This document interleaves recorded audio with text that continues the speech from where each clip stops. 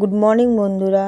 সকাল সকাল উঠে গেছি, ঠাকুরকে নমস্কার করে নিয়েছি। এবার আমি কাজে বেরোবো। ওখানে টোটো ধরবো।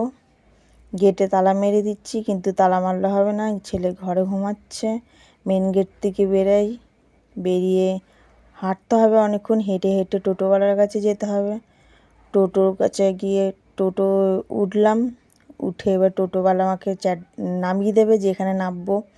এবার কাজে পৌঁছে গেছি, সিঁড়ি থেকে উঠতে হচ্ছে। সিঁড়ি থেকে উঠে আস্তে আস্তে করে এবার 6:30 বেজে গেছে। এবার রেডি হয়ে এবার বাড়ি যাব। রেডি হয়ে বাড়ি যাব। বাস ধরবো, হেঁটে হেঁটে যেতে হবে। বাসে ধাক্কা ফাক্কা খেয়ে বাস থেকে নেমে বাড়ি পৌঁছে গেলাম।